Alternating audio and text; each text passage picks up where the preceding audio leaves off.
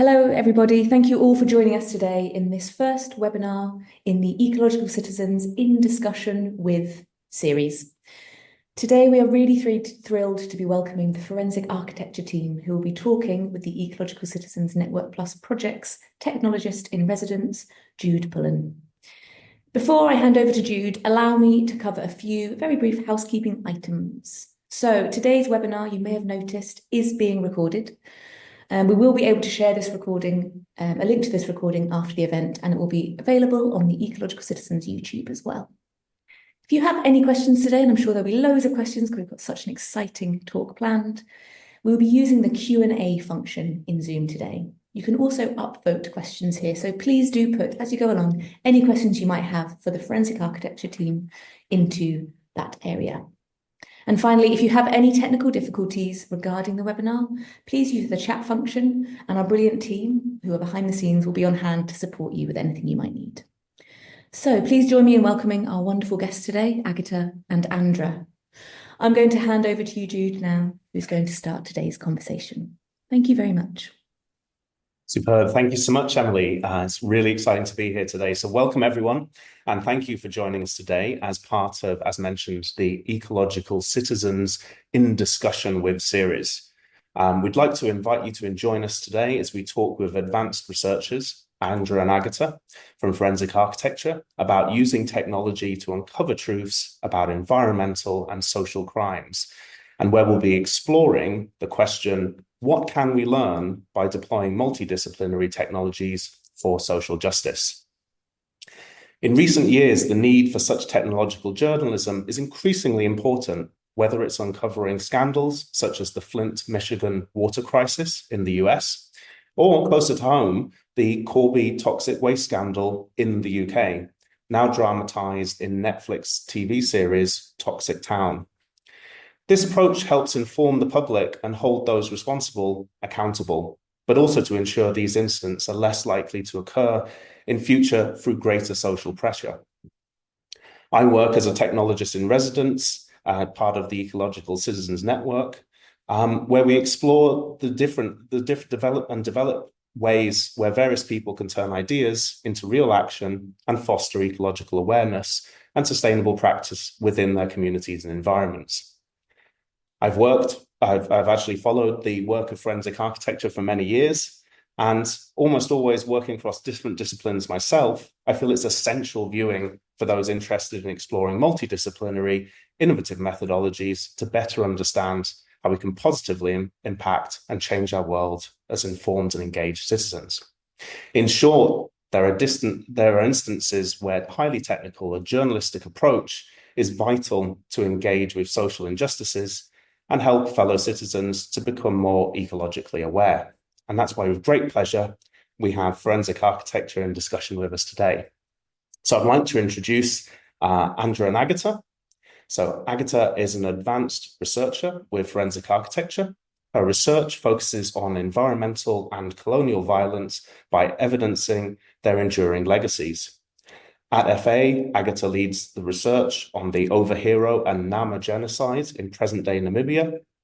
And Agata is interested in developing spatial and visual methodologies for reconstruction of historical environments in support of Indigenous land and reparation claims and advocacy. Before FA, Agata completed an MA in architecture at the Royal College of Art. Andra is an advanced researcher also at Forensic Architecture. Her work is positioned at the intersection of spatial technologies and software development, focusing on the investigation of environmental toxicity and violence, often perpetrated by the petrochemical industry. Her independent practices explores the material and political dimensions of extractivism and environmental degradation at higher latitudes.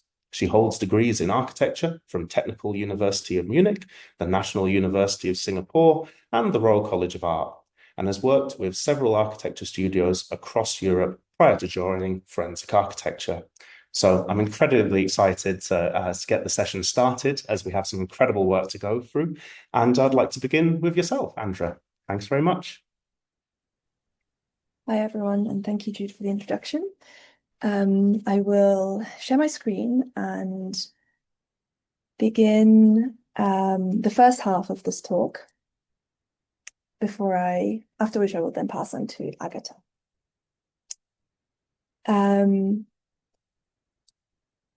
As introduced, I'm Andra. I'm an advanced researcher at Forensic Architecture, and I'm very grateful to be here as part of such a great initiative and as an RC alumni. In this talk, I would like to explore with you the role of space and data in state claims and civilian counterclaims, which will hopefully also show how the cloud-based data imaginary can and should be tied to our ground experience.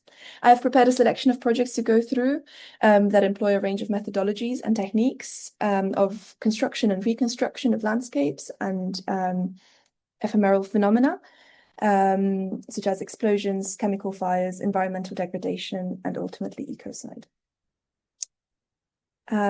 Just a quick introduction to forensic architecture. We are an independent research agency based at Goldsmiths, University of London,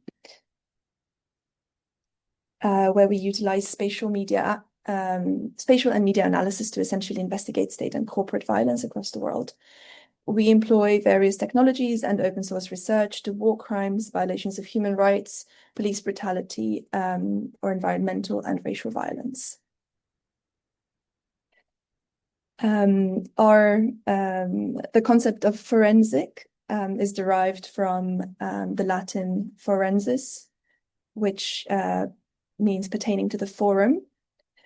The Roman forum that forensis refers to was once a space of politics, law, and economy combined, but the meaning of the word has shifted since. While police forensics is a disciplinary project that affirms the powers of state, the direction of the forensic gaze could also be inverted and used instead to detect and interrupt state violence. We therefore like to think of civilian investigations as a counter-forensic practice. At Forensic Architecture, we usually try to bridge the gap between systems of oppression and events of violence through multidisciplinary investigations. We work in collaborative networks and, as much as possible, with human rights or environmental organizations on the ground, monitoring networks, and directly with communities. We employ techniques of geolocation and 3D modeling, and often begin by synchronizing and placing the footage we have available in time and space. As you can see here, we geolocate and cross-reference our material to piece together a coherent sequence of events. We often can't reach the places of conflict or be there when an incident happens, so we often rely on satellite imagery and open source information to fill in the gaps. This has also been enabled by the proliferation of real-time storytelling through social media.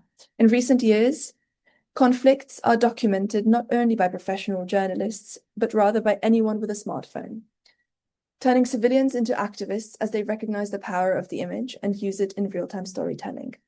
This means the means of collecting photographic evidence has been massively decentralized, and today social media, as you all know, bears collective witness to incidents. What you are seeing here on the screen is the collective evidence of nearly 1,000 cases of police brutality that we gathered during the recent Black Lives Matter protests in the US. The media produced by citizen journalists, activists, and press around the world is often crucial to our investigations and to achieving accountability. These amounts of images help us to understand them in relation to one another, essentially. They become a crowdsourced body of evidence where we can tap into people's views and witnessing of one event. Forensics thus turns space into evidence. And this is particularly important because states often have asymmetrical access to information and means of investigation. And these are also often obscured or manufactured as part of narratives that work in their favor. So their resources give an illusion of authority over truth that they use in their claims, hindering the public's ability to make its own determinations and imposing a kind of monopoly on truth. Civilian investigations are thus are inquiries with lesser means and sources. And so reconstructed 3D environments such as these are often the common base through which interdisciplinary experts analyze events of violence. And we often employ various kinds of media and within the same model to try and piece together a coherent narrative of events. As I mentioned, this part of the talk will be focusing on the more environmental toxicity dimension of our work. And this merits saying that there are, of course, events and phenomena that transcend and somewhat complicate this form of investigative problem solving. So does access to this type of information. And given the focus of my own work at AFE, I'd like to preface the following investigations with a few words about clouds. Mobilized by state and corporate powers, toxic clouds colonize the air we breathe across different scales and durations. Repressive regimes use tear gas to clear democratic protests from urban roundabouts. Carcinogenic plumes of petrochemical emissions smother racialized communities. Airborne chemicals such as chlorine, white phosphorus, and herbicides are weaponized to displace and terrorize. It is a basic principle of forensics that, between solid objects, every contact leaves a trace. By contrast, clouds are the epitome of transformation. Their dynamics are governed by non-linear, multi-causal logics. Today's clouds are both environmental and political. Their toxic fog is easily surrounded by lethal doubt. To unpack this a little, I will take you through two recent investigations and share how we attempted to interrogate the state and corporate narrative through a combination of sources and methodologies, from first-hand, even olfactory accounts and testimonies to computational fluid dynamics simulations of the event. What you see here is the plume that the Grenfell fire resulted in.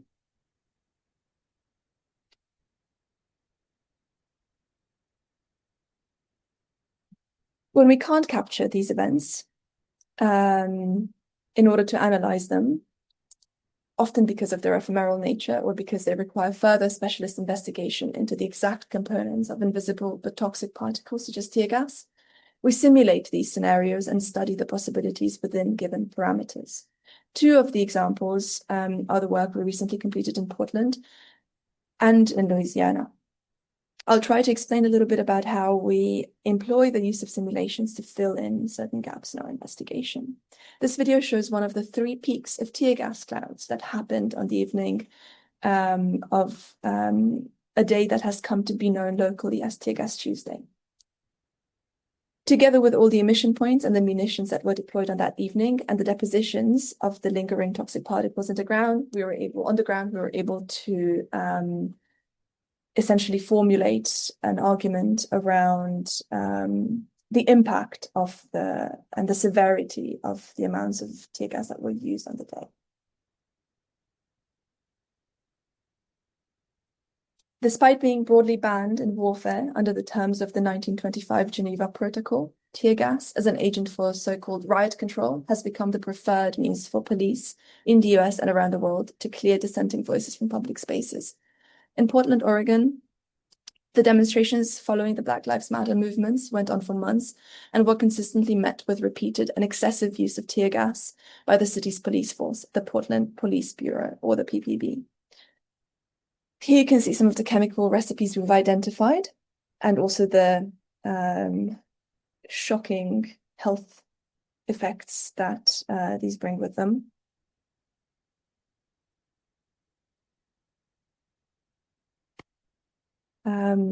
Drawing on publicly available information, we counted and located and identified the different munitions used that night by the PPB.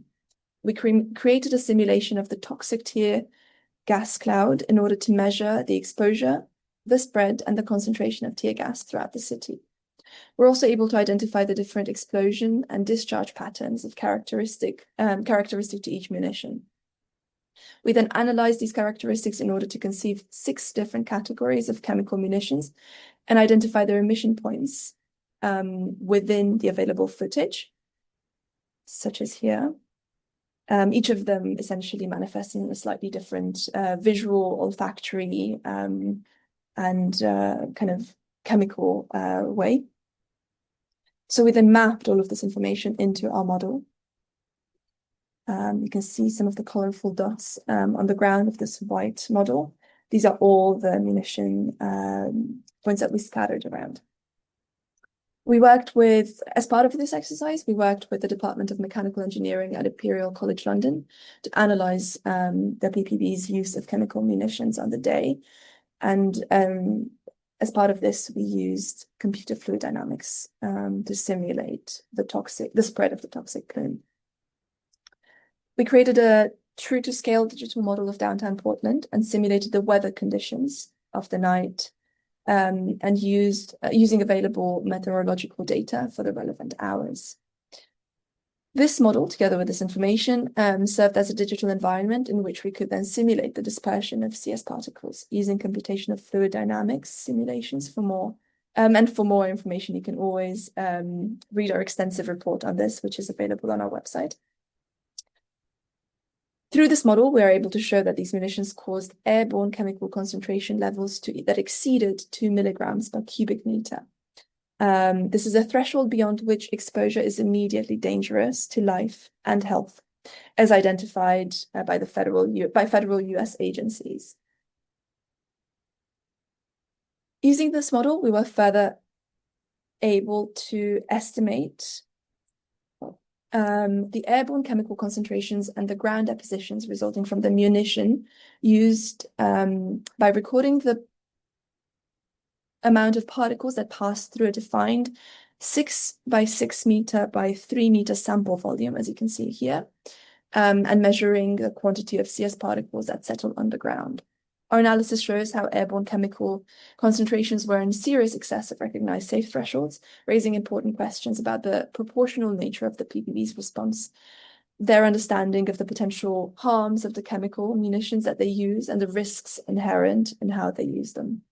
The findings of this investigation reinforce concern raised by legal action taken by local activists and civil rights groups to restrict and ban the use of tear gas.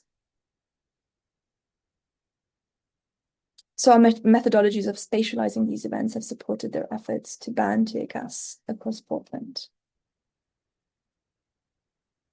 I will let this play for a second longer so you can understand how our analysis of through this particular volume was used. And the scale on the side gives you a sense of the amount of CS particles whenever they pass the volume.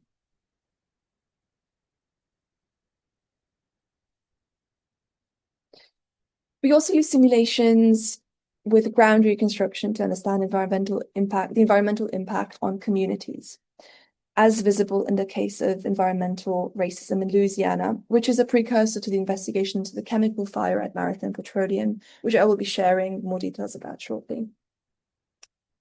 The petrochemical facilities of St. John the Baptist Parish in Louisiana are some of the most polluting in the United States.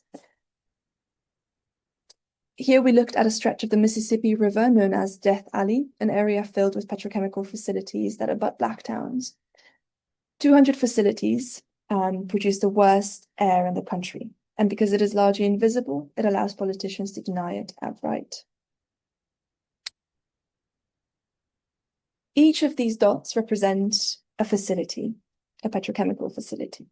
These sit on the footprint of former sugarcane plantations where people were enslaved. Death Alley is a continuum of environmental racism. After emancipation, small towns grew from former slave quarters and still exist today as the descendants of enslaved people. They share property lines with some of these extremely toxic facilities, and as you'll see in the following investigation, they live incredibly close to these toxic facilities. Marathon Petroleum's refinery, which you can see here, is one of the largest in the Western Hemisphere. So zooming in, this is one of the facilities this is part of the kind of series of facilities that we investigated in the previous investigation. So this allowed us to kind of immediately react in a way to respond to what had happened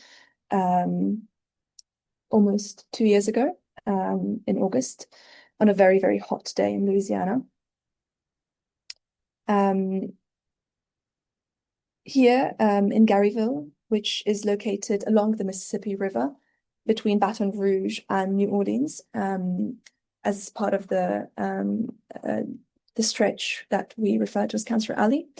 Emissions from 200 of the nation's most polluting facilities have created a widespread public health crisis, including cancer risk 7 times the national average. Many of the region's residents live in fence-line communities, as you can see here, where large-scale industrial plants have been constructed alongside their homes. Fence-line communities have faced decades of exposure to toxic pollutants. In June 2024, levels of one carcinogenic gas were found to be 1,000 times greater than previously reported. On the 25th of August 2023, however, 2 chemical storage tanks at the Garyville Marathon refinery burned to the ground, producing a toxic plume that towered over neighboring communities. As fires raged, government officials and parish representatives sought to downplay the incident, claiming that the impact was contained to the site, that the tanks were in fact not on fire, that the situation was under control, that the plume rose so high above everyone's head that it essentially didn't cause any harm, and that the wind blew westwards, so there would only be reasons for concern downwind of the plant. As you can see, residents began documenting the events as soon as way before the media publicized it. And all of these claims were made while the incident was visible from space. Together with The Guardian, we interviewed around 20 residents from fence-line communities and started compiling a repository of evidence. We analyzed reports from the Louisiana Department of Environmental Quality, from the state police, the firefighting department, and the Environmental Protection Agency. This, together with quite limited visual evidence, have allowed us to piece together a rather confusing sequence of an event that started in the evening of August 24. So a night before the ignition, essentially. This tank, the red tank, contained naphtha, a highly flammable chemical used in the production of gasoline, and it began to leak into its surrounding containment area.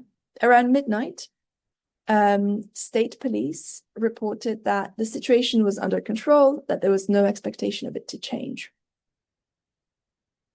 However, the next morning at about 6:30 a.m., naphtha leaking from this tank caught fire within the containment area. This image and a reconstruction of the plume shows the resulting plume only 2 hours later. It would be another 2 hours before officials issued an evacuation order within 2 miles of the facility. The red line gives you a sense of these 2 miles. The red circle. For a more complex and sustained analysis of the incident, we developed, again, a fluid dynamic simulation of the plume, this time at a much larger scale. This also took into account real-time dynamical wind and temperature data. And our simulation reveals that between 6:30 a.m. and 1 p.m., the plume made a 360-degree rotation, blowing across at least 4 communities. The plume was comprised of an odorous cocktail of chemicals known to derive from the burning of naphtha. Marathon reported 9 different chemicals emitted as a result of the fire, the health impacts of which are entirely unknown when combined. Our simulation analyzes the distribution of particulate matter, known as PM2.5, and benzene.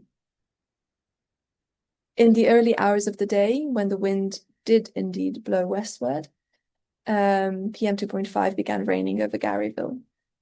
These are incredibly small particles that wouldn't be visible to the naked eye. And here you can see them represented as a yellow point cloud. PM2.5 is linked to cardiovascular, neurological, and respiratory ailments, as well as premature mortality. Each of these points represents 1 billion particles. The residents' simultaneous exposure to benzene, a known carcinogen, compounded the risks posed by exposure to PM2.5. More than 1,400 pounds of benzene, nearly 150 times the state's daily limit, were released over the course of the incident. Around 12 p.m., the wind shifted southwards over Edgard before moving eastward over Lyons and Reserve, where it lingered for the rest of the day, leaving residents of Lyons, as you can see here, in the shadow of the plume directly, exposed to dangerous concentrations of benzene. The highest levels recorded in Lyons by our simulation was 0.17 particles per million, which is more than 18 times the standard for acute exposure as defined by the Center for Disease Control. And here, the shadow of the plume is essentially the area of the highest risk, as demonstrated also by our simulation. And here on the ground, you can see a projection of these, the color spectrum of the benzene concentrations. The fire was considered put out and safe enough by 2 p.m. On the same day, so only a few hours after the evacuation order was actually put into place, only 4 hours after, to be precise. And so the evacuation order was lifted. However, when residents began to return home, the fire was still ongoing. In fact, it continued to reignite over the whole weekend. And these are images taken from the residents living right next door to the facility from their own backyard. As I mentioned in the beginning, these facilities are located on former plantation grounds. And what our investigation does is it really confirms what residents have known for generations by living alongside these facilities with structural and environmental racism and neglect.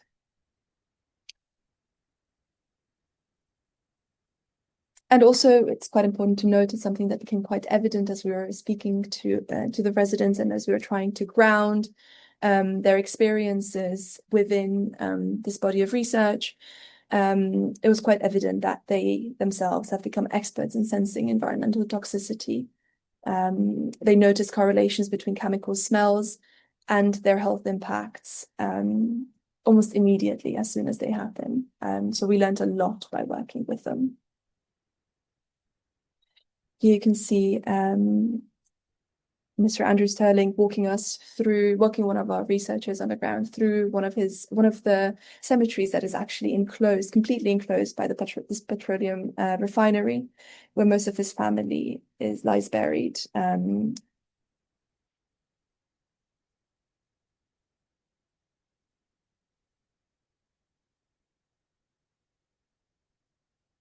I will now move on to the last investigation before passing over to Agata.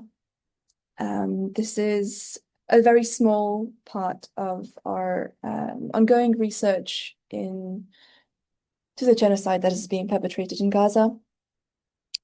In October last year, we published an interactive database called the Cartography of Genocide, where you can take a look at all the different chapters that make up this body of research. The one on ecocide is quite limited, I would say, compared to the breadth of the rest of the research into the spatial control, the displacement, and the humanitarian violence. And it is also limited to a few months of the scope of the research is also limited to a few months, even though our research into the violence that continues is very much ongoing.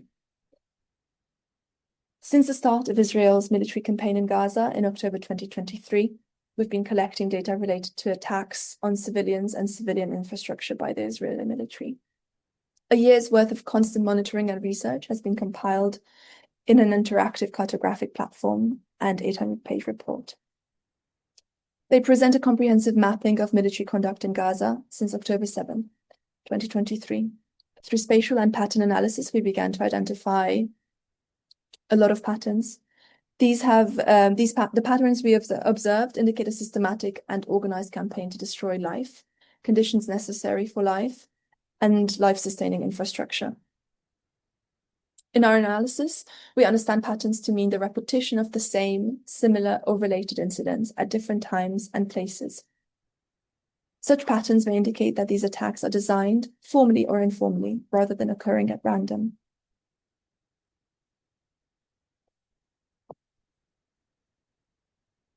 We have also collected and analyzed evacuation orders issued by the Israeli military directing Palestinians to areas of Gaza designated as safe. All these orders have resulted in has been the repeated large-scale displacement of the Palestinian population across Gaza, often to areas which subsequently came under attack. And this is unfortunately a pattern that still continues until today.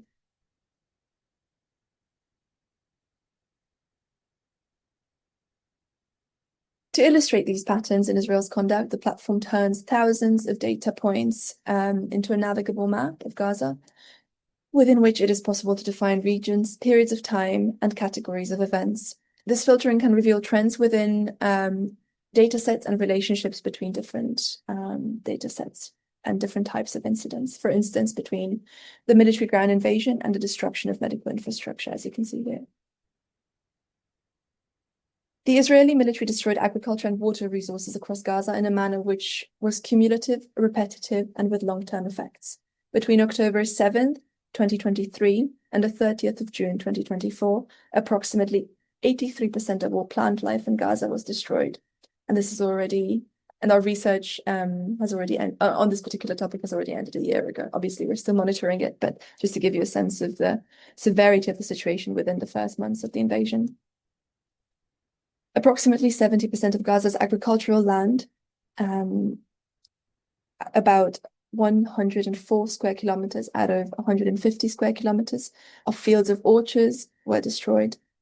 Fields and orchards, I'm sorry. More than 47% of groundwater wells and 65% of water tanks were destroyed or damaged. The Israeli military's conduct has likely caused contamination in Gaza's land and water resources.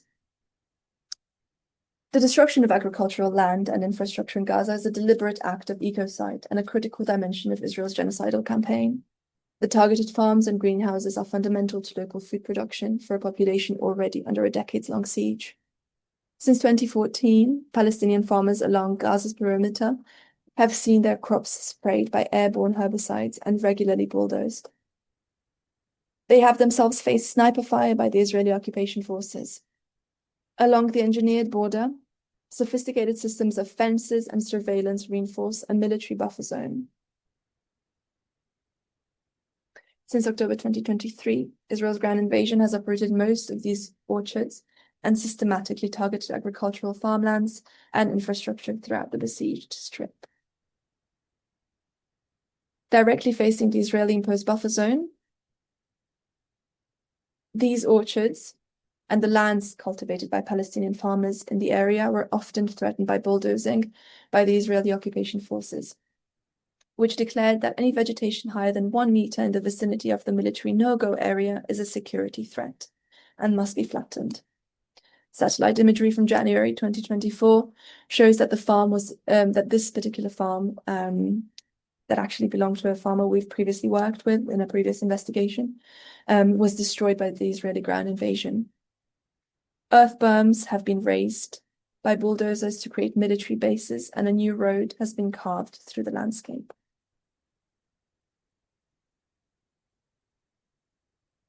Approximately 83% of all plant life, as I mentioned, was destroyed. Our analysis shows that Israel's ground invasion has gradually and purposefully advanced into Gazan farms and orchards.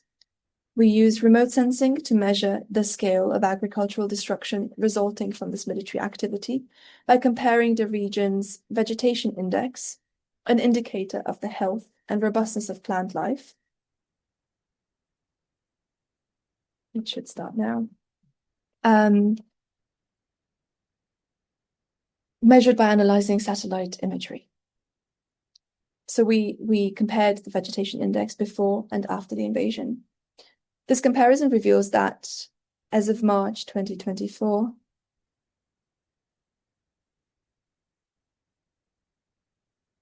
out of all the agricultural areas that were targeted, approximately 40% of the land in Gaza previously used for food production has been destroyed.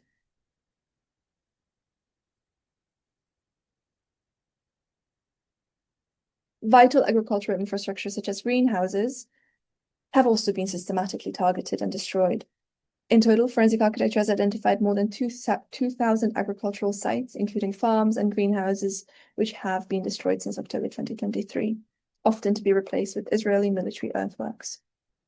The scale of this destruction is much, much higher today. These are all berms and earthworks used by the military.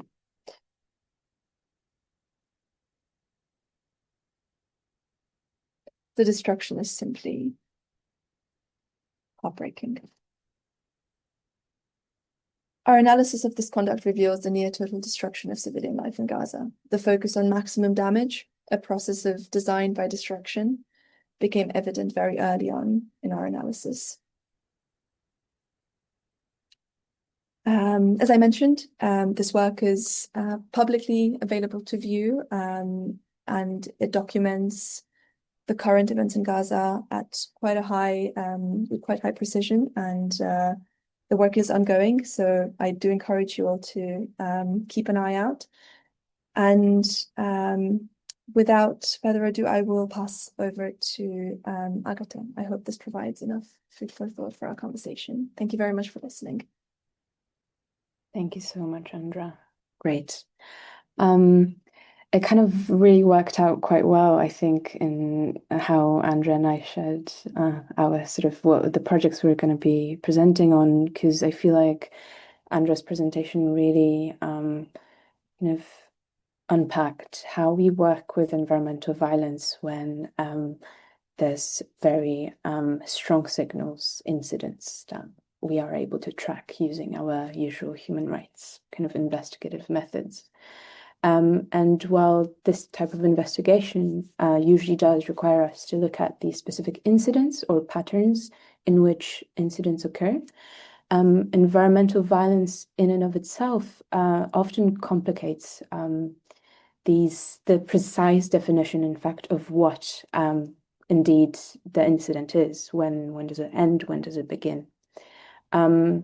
Because environmental violence can often sort of operate at these dilated temporal and spatial scales, they can start becoming imperceptible from our human perspective.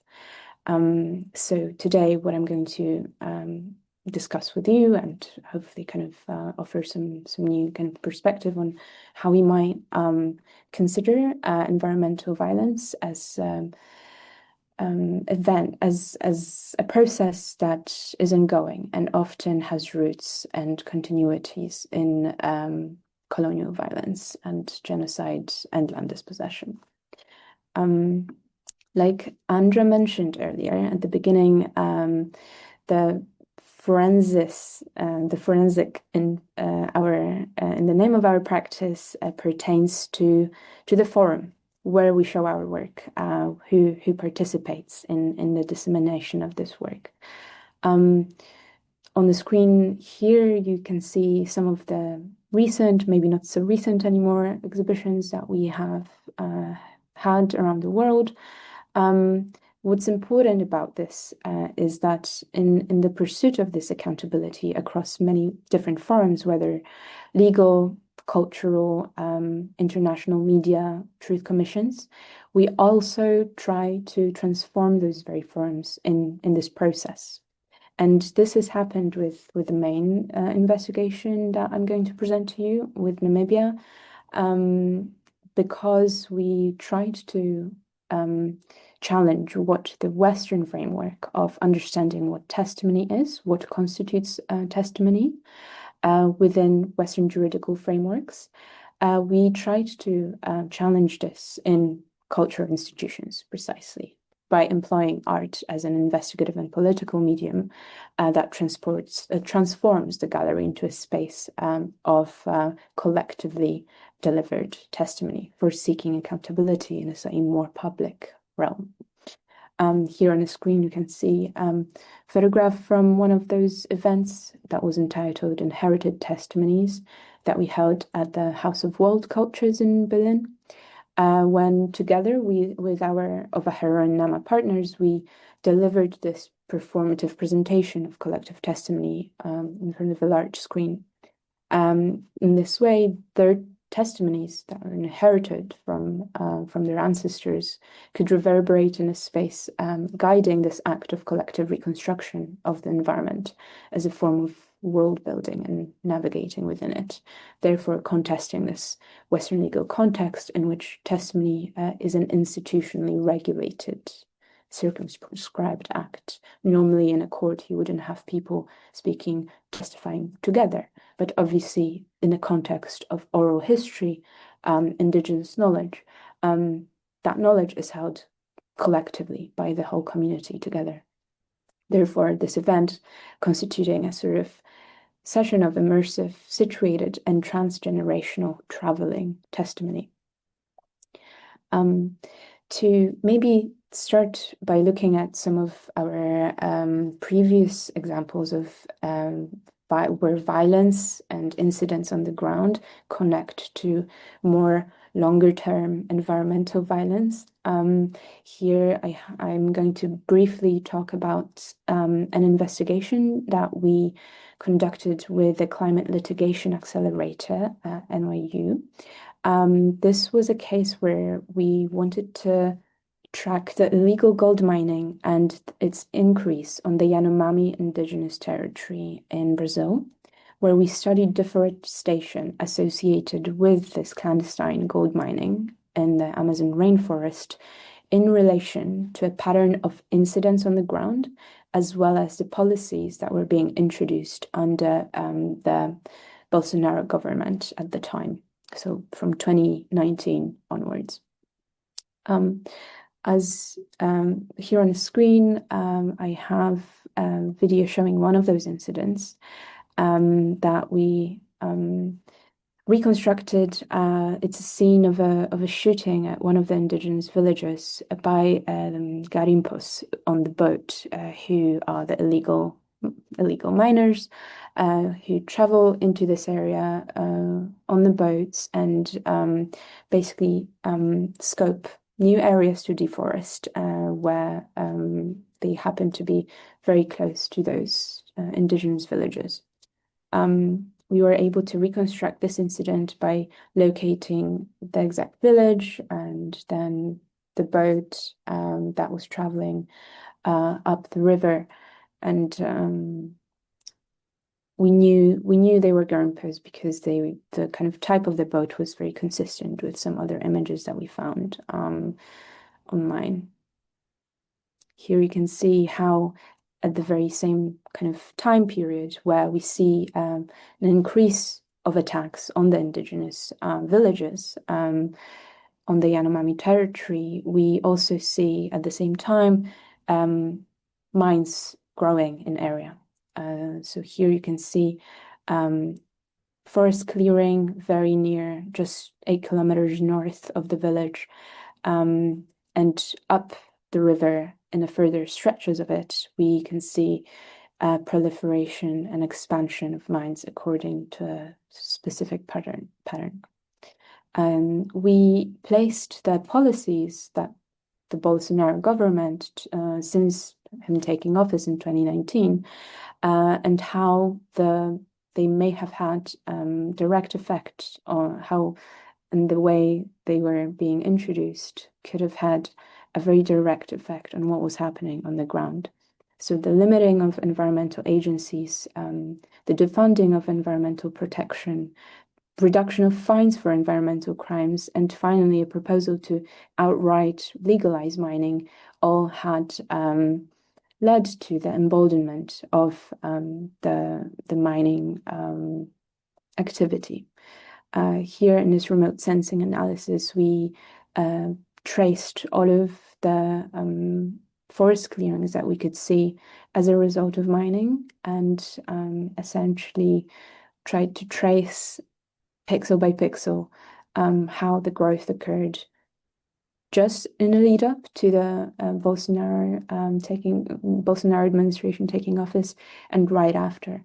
And we were able to compare that between 2019 and 2022, the mining area doubled just in the run-up to that to that election. Then it grew even further in this area where the largest site of illegal gold mining on Yanomami territory exists. It grew further by 400 hectares since Bolsonaro took office.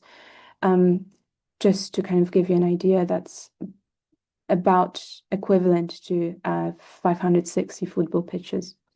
We learned that in Brazil, that's like a very important unit of measuring areas over this investigation.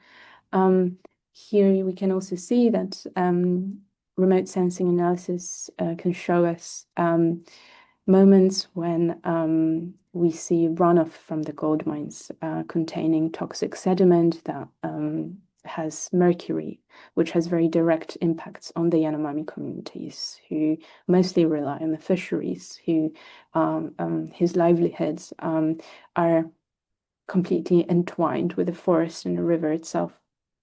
And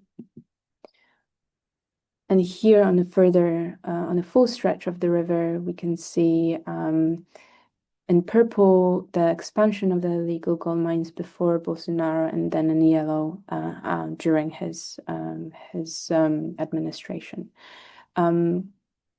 indicating to us that the policies adopted by the government caused an increase in this violence, as well as the rapid deforestation and spread of this illegal gold mining activity. So here in this case, you can see how this work tried to triangulate between the scales of impact from the sort of abstract policy level, then to mapping and to very direct bodily violence against those communities. It's important to highlight that as indigenous territories are the most protected and preserved areas in the Amazon forest, and more globally, worldwide, this is always the case that indigenous communities are protectors of the land. Upholding indigenous land rights is essential to halting environmental destruction and further climate change. The next case I'm going to talk about briefly that looks at longer-term impacts of environmental violence is the case we conducted with the Colombian Truth Commission on the land dispossession in Nueva Colonia.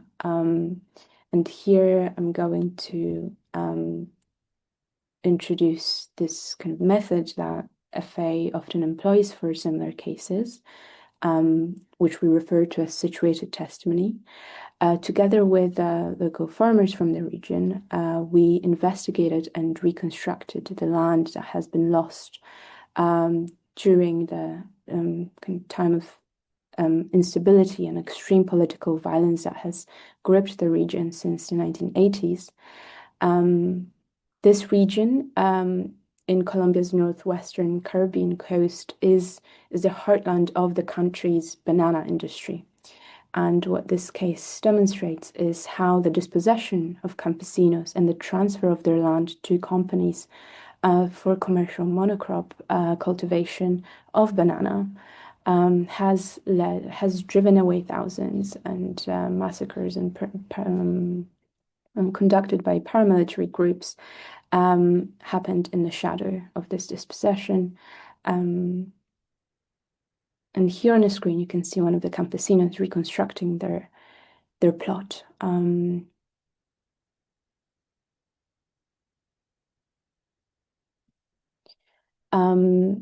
Those campesino plots are very intricate and often take decades to construct by the farmers in a careful negotiation with the soil and the water. This form of the campesino plot here registers the ongoing violence that threatens the future of the community. As you can see here, it's completely surrounded by the kind of encroaching monoculture around it. And it's for this reason that we worked with campesinos to reconstruct what they fought so hard to protect, which is a way of life and a way of cultivation that prioritizes species diversity.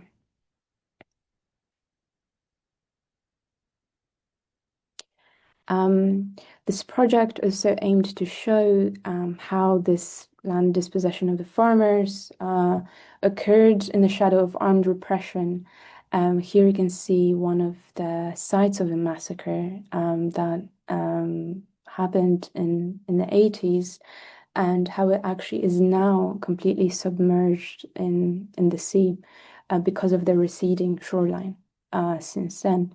The receding shoreline is actually an effect of one of the effects of the banana monocrops, which rely on these big channels of water for irrigation that end up eroding the coastline at rates much higher than they would have otherwise.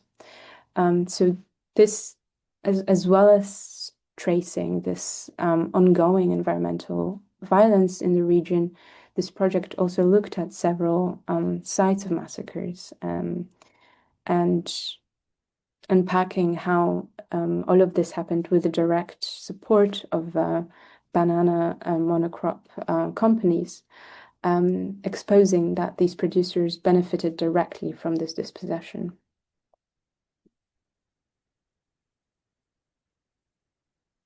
And here's a short remote sensing segment that demonstrates this analysis also from a different kind of scale.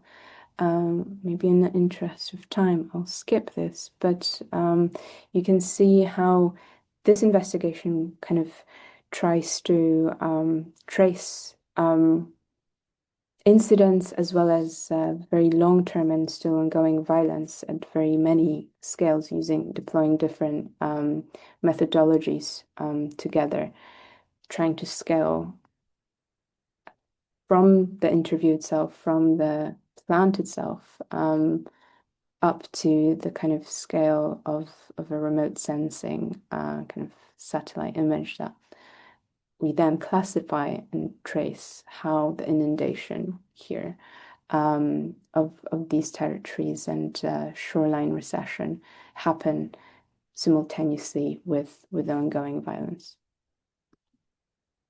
And finally, I'm going to talk about the case that I have worked on since 2021, 22, on the Ovaheran Nama genocide. We were initially approached by the European Centre for Constitutional and Human Rights to produce this body of visual evidence in the context of the bilateral negotiations happening between the two countries, Germany and Namibia. The events in question, or the official timeframe of the genocide, is 1904, 1908. Therefore, the kind of problem or the kind of legal qualification that Germany kind of uses in this context is that this genocide occurred before the codification of genocide as such in international criminal law.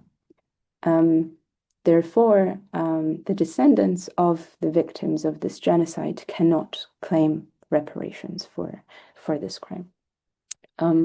We worked with ECCHR and the Ovaherero and Nama traditional leadership groups to produce a body of visual evidence to make a case for full recognition of this genocide, understanding that some of the violence of this genocide is indeed still ongoing today and perpetuates a state of intergenerational poverty and still dispossesses communities today.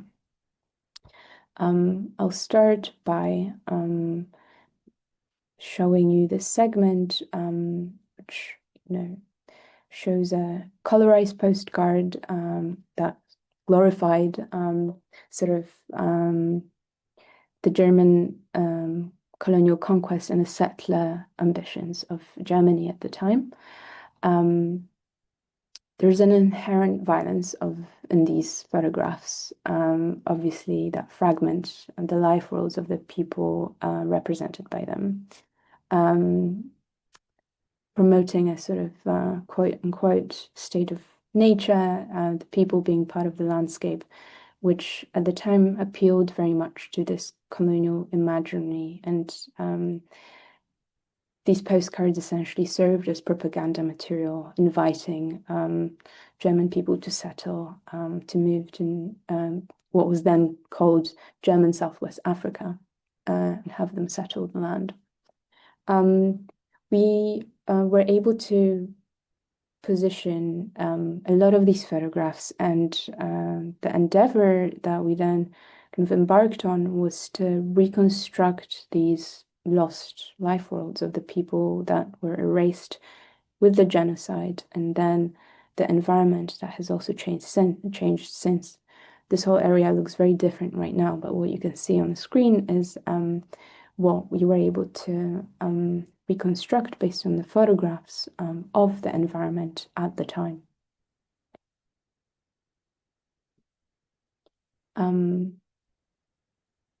Here we can see one of our collaborators at the site we just saw, drawing on sand how what a typical homestead would look like, and we then proceeded to employ and adapt this technique of situated testimony to adapt it for a reconstruction that relies on inherited memory, on oral history, to reconstruct the homestead that existed there at Waterberg at the time of the genocide. So we reconstructed house by house a sort of typical layout on a traditional sort of half moon plan, and interviewed several people that all kind of fed in their knowledge and perspective, and what they learned from their ancestors about living back then. And we were soon able to actually corroborate the location of this very homestead by digging further into the archival material that we had available. And we realized that where this homestead used to be, today is now a cemetery dedicated to the German soldiers that died in one of the biggest battles of this genocide. So the perpetrators of these very events are actually who is commemorated today in the post-colonial state of Namibia. To say it's disturbing is not to say enough, but this is a case across the entire country. Monuments today completely ignore the Agata and Nama victims, but rather the heroes that are being commemorated by today's government are associated more with the Swapo liberation movement, and it's difficult for the Agata and Nama communities to argue for a proper commemoration of their history at the sites that are so crucial to that history. Here we have the tree has collapsed and is beginning to rot. We have a very important memorial. This was a hanging tree that was used by the German colonial troops to hang those they were able to capture in the desert when they were already fleeing after the extermination orders. This tree collapsed a few years ago as a result of the desertification, as a result of soil erosion, which was also very important for us to document, because clearly this genocide memory itself, this is in one of the kind of majority of Ahero constituencies in the Omaheke, in a place called Ochinena. So this tree was a monument that was sort of unofficial. It was something that they cared for as a community. The tree now collapsing as a result of desertification shows you this kind of double violence that the community is experiencing. Not only the land dispossession that happened to the ancestors and that they live still today, but also the very effect of climate change, being desertification, further contributes to the erasure of that memory of the genocide. What we tried to do when we arrived at the site, seeing that the tree had collapsed, is essentially create a digital monument out of it. So we made a kind of photogrammetry model that then you were able to sort of stood up and share it with the community as a kind of digital memorial to what happened to this tree and to the people that were hanged on it.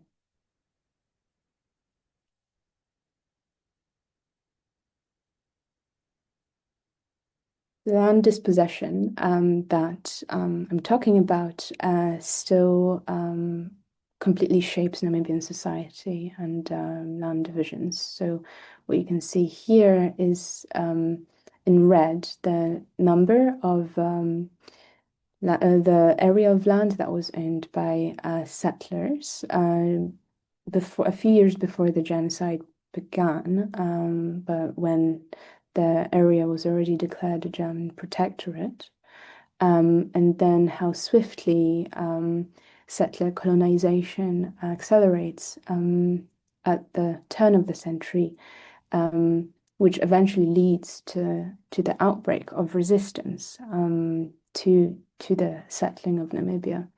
In 1904, we have the genocide breakout, and after that genocide period, we can see just how dramatic the land dispossession or the expropriation of land was. So it grows from this amount, about 6%, up to covering most of the viable land in Namibia. Namibia being one of the driest countries on earth, the driest in sub-Saharan Africa. Then this essentially consolidates under the British and later South African rule. And today, almost 70% of viable land is owned by majority white private farm owners.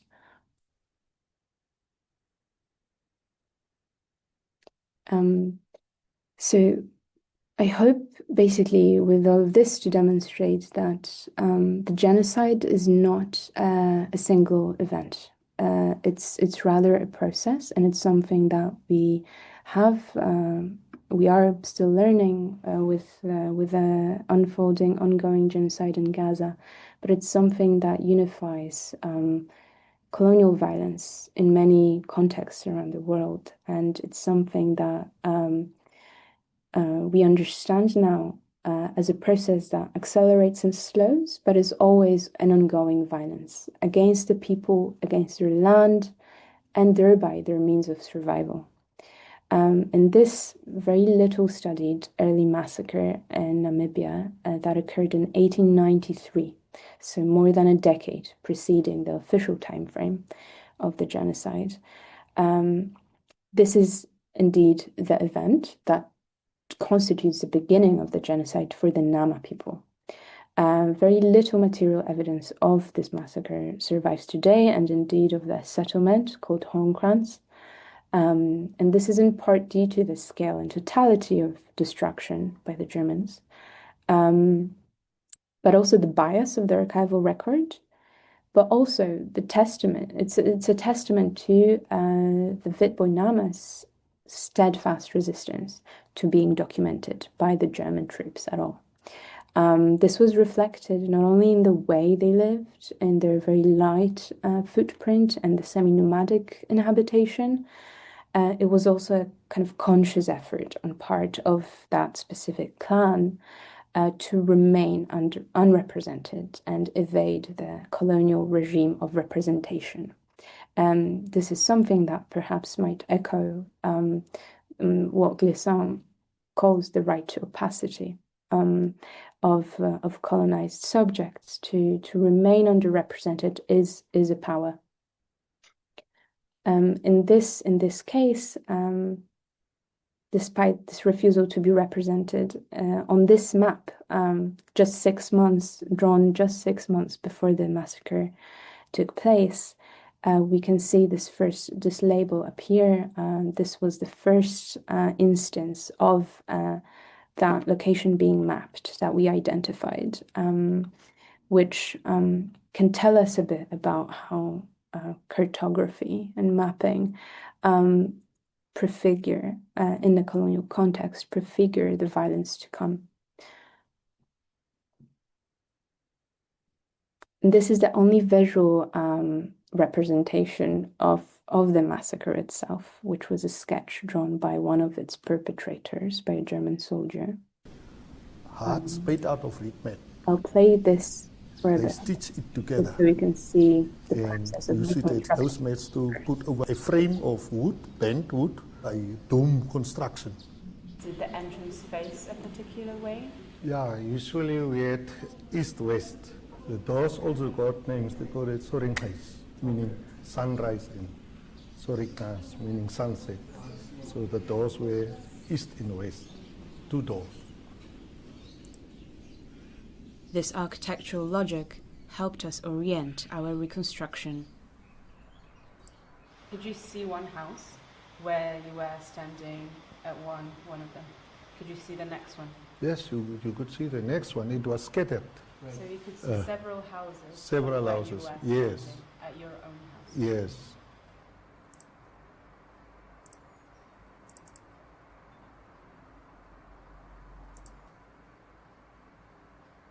The spreading of houses, it's fine, because each household had its livestock. Small livestock were usually kept nearby. Some were clay huts and some were reed huts. So they had kraals nearby, for each household could see where the small livestock is.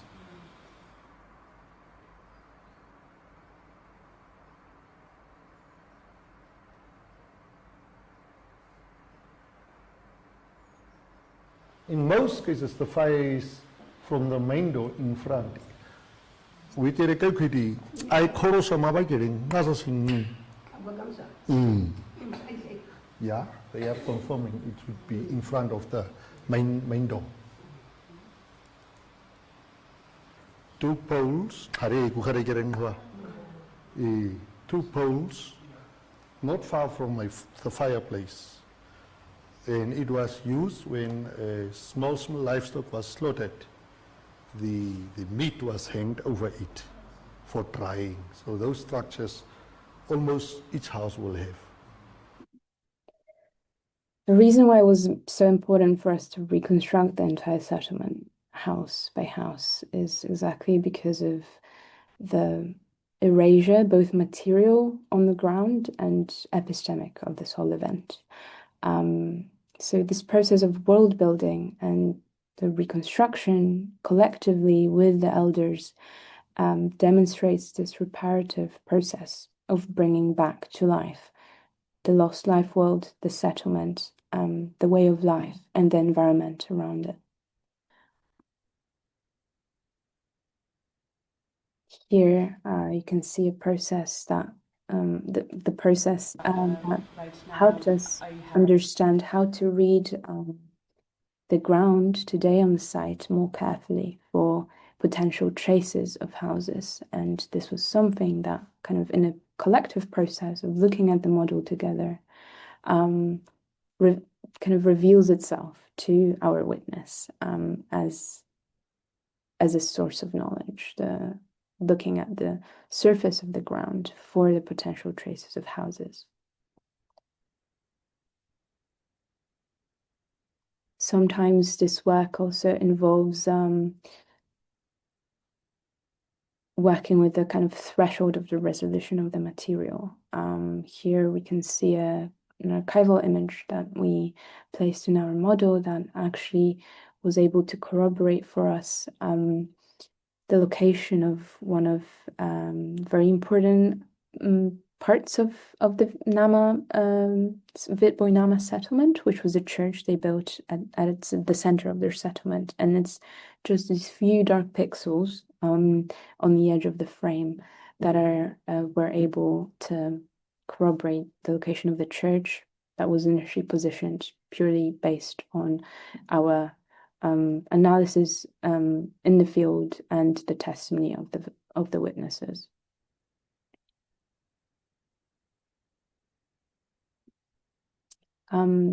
To understand more about the environmental changes that the land itself has undergone and been subjected to since that time, we also deferred to the oral history transmitted to us by the Nama descendants. We were here able to do it in a sort of kind of illustrative way for that time period, having no photographic record for that time. But what we were able to do further is to trace the change that had occurred since the first aerial imagery became available in the 60s. And here, what we started with this investigation, and I'll show you in a moment how we're continuing right now, is we're studying this process of bush encroachment. Bush encroachment being one of the symptoms of land degradation in Namibia. You can see here the proliferation of these pink and orange pixels since the 60s, and you can only imagine kind of how much difference would be from now going back more than 100 years.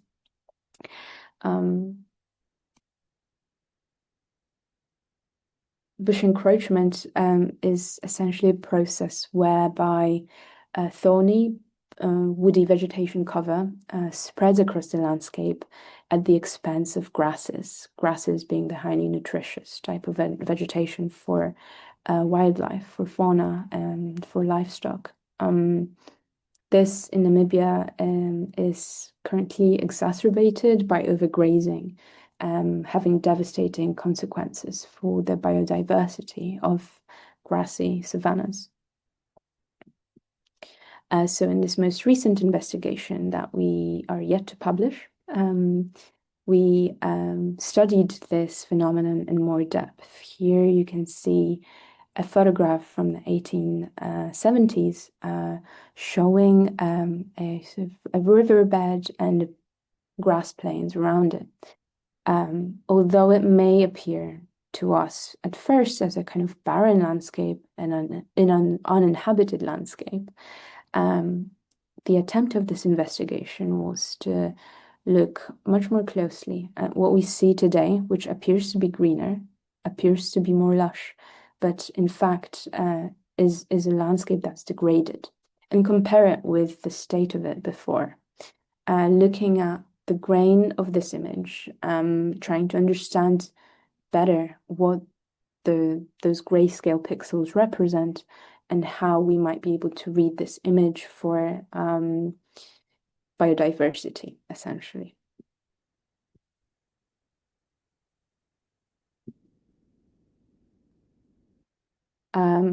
Effectively, this process of trying to read the grass back into the grain of the image by relying on oral history and what the descendants of those who used to live there told us.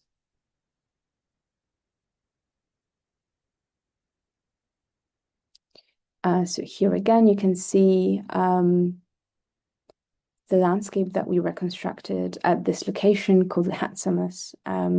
Again, deploying the software called Unreal Engine that's just normally used for designing games, which we use in our investigations, repurpose it for the reconstruction of environments, species by species.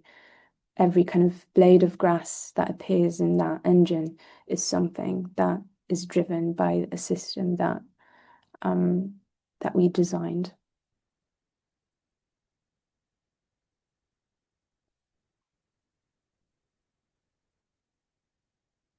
And here you can see how we went about kind of connecting this image from 1876 to sort of method of identifying two categories of vegetation.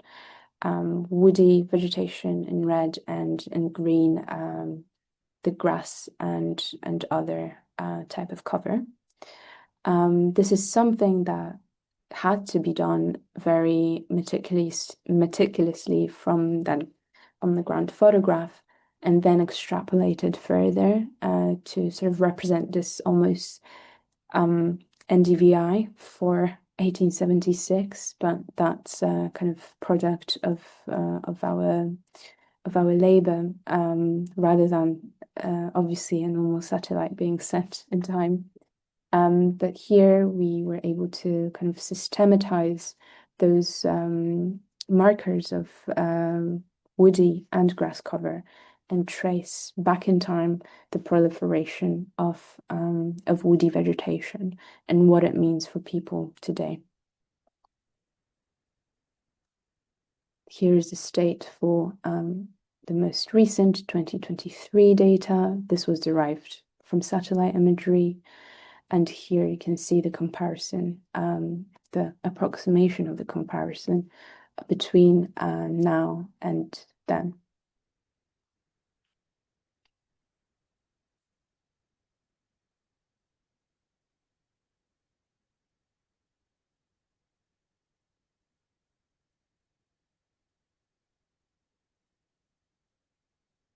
And how that is then transformed into our immersive model and a kind of time machine that takes us back.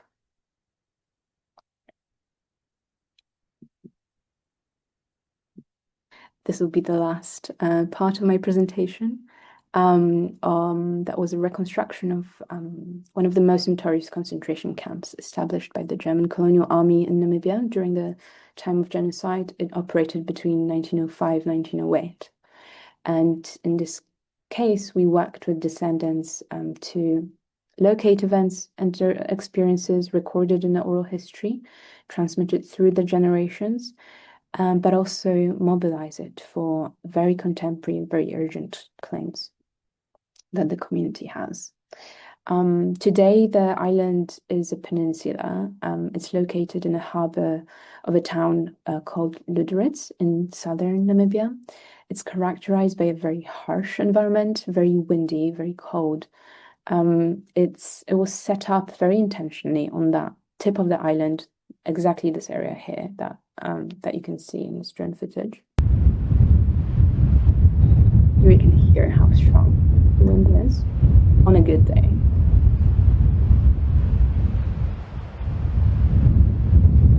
As you can see, the surface of the island has been completely terraformed since those events. So what you actually see on the premises a lot now is people camping and setting up camper vans and barbecues on top of the very footprint of where the concentration camp used to be.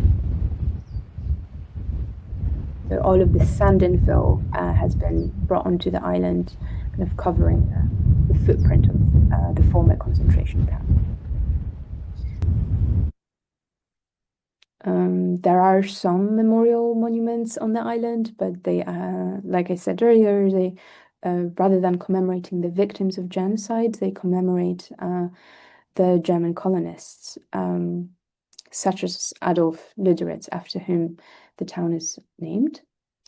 Only one monument is devoted to one of the Nama heroes, Cornelius Friedrichs. Due to the very remote location and high security of this concentration camp, very few visitors were granted access to it, and therefore the archival material that is available about it is also very limited. The few images that do exist, we were able to position in our model, essentially using the rocks as our anchors in time. The rocks effectively being the only remaining witnesses on the island to those crimes. Just wondering on time check, Agata. Sorry to Okay, I'll skip a few in that case. Here you can see some of the sanitary facilities that exist on the island today, matched in our model against the photographs, and how we could actually see traces of some of the forced labor that occurred in the photographs and how we were able to find those on the site today. The documentation of this concentration camp on Shark Island was very important, particularly at this time for the Nama and Overher communities. And this is because a big port expansion that is being planned by the authorities in Namibia, which you can see here in this red outline. This port expansion is part of a major infrastructural development in the whole region associated with green hydrogen production. And this green hydrogen project is something that the German government has called a strategic foreign project. And German energy company Enetrag is the majority shareholder in this project. What we worked on further in this research is identifying the unmarked graves of the concentration camps victims that we fear are in the path of this infrastructural development. Here you can see one of those unmarked grave locations and an old image that we used to identify it. Maybe to skip a few of these, indeed, we identified several mounds that likely indicate mass graves. And here, I'll just kind of finish by mentioning how we are going to continue working with the community there in order to further document the site on which this green hydrogen project is being planned, which is the ancestral Nama land of the people, of the Nama people who lived there. This project is going to be undertaken within what's called the Zaukab National Park, which used to be called the Sperrgebiet, a designated restricted diamond mining area, an area that was dispossessed from the Nama people during the German colonial period, and is now effectively going to house all the green hydrogen production facilities that will rely on wind and solar power in order to electrolyze the water and generate the hydrogen as fuel. Which is designed or planned solely for the export to the global north to meet the consumption demands of the most developed nations. So to put it another way, the very same wind that first brought the colonizers to this bay and was later used as a means of extermination against the Nama and the Vaherero is now to be harnessed as energy source for the benefit of Germany and other nations. And in order to harness this wind, the resting places of those exterminated will be disturbed and destroyed. Maybe I could finish short. Let me finish maybe on this slide. But what we're essentially fearing is going to happen is a new era of what has been called by some scholars as green colonialism. And it marks a kind of new era in how here you can see with these cartographic exercises of enclosing and showing areas of green hydrogen potential all over Africa. We see very similar narratives and imaginaries being invoked as to those that happened at the end of the 19th century, here exemplified by this map of the Berlin Conference, pointing essentially to a new kind of neo-colonial imaginations of renewable energy landscapes that seek to transform these very complex socio-ecological, historical, cultural environments into frictionless energy zones.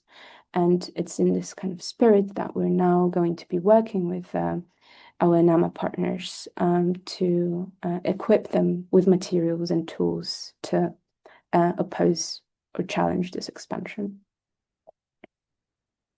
Thank you.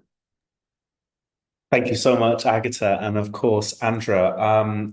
Gosh, I mean, I'm speechless as there's so much incredible things, and I know we've got a lot of questions backing up. So obviously, I'd just like to thank you both for forensic architecture at large. Absolutely incredible. And of course, the audience joining in and participating with this. We really appreciate the integrity and the process and how your technology and journalism is being put to good effect here. We'd also like to sort of remind our viewers that we're also planning another one of these sessions in July, so please stay tuned for that. Very excited as well. And thank you ever so much for taking part. Well, I do have one question that I think would just be a nice, interesting one to hear from both of you, and then we'll see how it goes. Which is one of the things that comes across in your work is you help people realize and define an issue through external support. However, this relationship is likely to shift over time. And so how do you foster transition from agency to, say, autonomy? Or to put it another way, how do you manage to extricate yourself so that those affected can continue under their own resources? Andra, would you maybe like to take a bit of that, and we'll see how far we get? Sure. Although I think that Agata's experience and the kind of work that she's been leading has been incorporating a lot of that. However, I would say that given that forensic architecture's work has kind of grown out of open source methodologies, and that we're also based at a university, which means that all our work is published, and not just the work, also the methods and the tools that we develop. Very often we distribute them to our partners, and those able to use them. And we are very often also engaged in trainings and workshops of various groups of practitioners, and journalists and researchers and students of all kinds. So there's obviously this kind of way of distributing knowledge and building some sort of resilience. But I also think that, and maybe this also slightly touches on one of the questions in the Q&A chat, I do think that it's also a question where we need to work together across disciplines and infrastructures to really build a resilient future, especially given the kind of threats universities are facing, and both kind of all the infrastructures that we need in order to operate. And I think that a lot of this is also or can be perhaps facilitated or enabled through strong community building and the kind of activist work that happens on the ground, without which we could often not really, pursue the kind of investigative work that we do. So I do think that it is a very kind of distributed collective effort, and it's very important for everyone to keep playing their part. And yeah, in so many of our investigations, we really try to build this network as much as possible, and hopefully also give back in one way or another. Yeah, exactly like Andra said, I think the kind of open source nature kind of makes it less about extrication, but the kind of network only ever growing is how we sort of like to think about it. Also, maybe just to add that forensic architecture is not sort of just a mothership, let's say in London. There's many other organizations around the world that are now pursuing the work very close to those contexts. So, for instance, there is a unit now in Colombia called Plano Negativo that was started by our colleague who led the investigation on Colombia during her time at FA, Hannah. Now this unit is pursuing further work with communities in Colombia for accountability. So whenever there is their opportunity and possibility, we stay with those communities in one way or another, especially if the violence against them, if the injustice still continues. With Namibia, the work has now continued for 3 years, and obviously we are hoping it will, in one way or another, for as long as it's necessary. Thank you so much. I'd love to take a few more questions. So one of them was a slightly different context, but it would be interesting to see the technology used to evaluate circular economy solutions by manufacturers. The legislative framework, especially in the EU, is increasingly requiring, e.g. car manufacturers, to take full life cycle responsibility for the parts and materials within their products.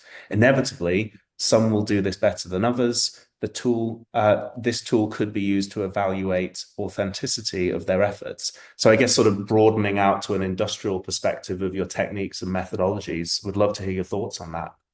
That's very interesting. I think in the context, for instance, of this green hydrogen project, we are looking at with ECCHR. They're kind of going to do the legal analysis of it, but we're looking at EU and German supply chain law exactly for these questions of human rights responsibility, environmental and social responsibility, etc. The fear is, however, that under the classic frameworks of environmental and social impact assessments that obviously this project will have to comply with, unfortunately, that these questions are box-ticking exercises, that they isolate these issues from their wider context, from the historic dispossession and injustice that these communities have experienced and are still experiencing. So we are hoping to kind of intervene within this process of the EIA, the Environmental Social Impact Assessment, and to allow or empower the Nama communities to effectively hold a citizen-held or their community-held counter-assessment of the results of the official one. So almost, using the very counter-forensic methods to support the communities on the ground that are fighting against these frameworks that are almost designed to push these projects ahead at all costs. So I've also got thank you ever so much as well, Agata. That's great. And forgive us, I think we'll still maybe take one more question, as I think even time is still important for you guys to get back. This is a question for Andra from Ben. Mentioned that the work forensic architecture does helps breaks the monopoly on truth that those are the powerful hold. Though this does not seem like a current structure of forensic architecture is only possible through those in positions of power, allowing the incredible amount of work that it takes to exist, website hosting providers allowing it, social media platform owners not hiding it or removing it, academic organizations not fearing the retribution of governments, etc. Do you see citizen journalism approach as something that is resilient to an even more hostile environment? Thank you. I think this also kind of builds up a little bit on the previous question. And I think it's a great question because we need to, I guess it's a really important thing to be thinking about at the moment, especially given the insane amount of targeting of journalists in Gaza alone. It is, I think also over the years and with the kind of proliferation of open source research, even we often collaborate, for example, with open source experts that we've kind of intersected with over the years, who essentially take this on as a passion and do fantastic work. So in a way, I think it's a community of very incredibly talented and skilled and resilient practitioners in a field that has kind of defined itself over time. And while I do think I really, I hear you in terms of the kinds of threats that we might be coming under and hopefully that we can avoid. But I do think that in terms of citizen journalism, perhaps there are means to organize that do not rely on these infrastructures as heavily as, more formalized organizational work. And I think this is why it's also really important for it to exist within an ecosystem and be part of this kind of distributed practice. And I do think, whenever I think of all these kind of worst case scenarios, I do think that what comes really naturally to people is to organize and to be there for each other and to try and find a solution. And I think that this, in this particular context, it's really important to keep going. Of course, it's never going to be the kind of replacement of an investigative unit or whatever, but it's really important to resist even through the dark times, because as we've seen, for example, in Agata's work in Namibia, we are excavating all this information almost a century later, or more than that, actually. And hopefully, even if it's, a matter of kind of intergenerational justice, I still think it's incredibly valuable to try and document and inform each other and hopefully kind of distribute knowledge among each other to protect this kind of sphere of truth. No, thank you so much. I think that's a terrific point to end on. And, dare I say, it's very often your subject matters are very heavy, but actually that sort of feeling of, impotence on how do people participate. I think what always attracted me to your work is even just documenting and saying something existed or bear witnessing, or indeed, as your point with heritage and elders, to say that something exists in the mind needs to be created in digital form. So, truly, I feel it's a tour de force of incredible technology and indeed remarkable dedication of your team. So can't thank you enough, both Andra and Agata, for your time. And I'm sure you've inspired people tremendously today. Thank you. Thank you so much for having us. Thank you so much. Yeah. Pleasure. Really a pleasure.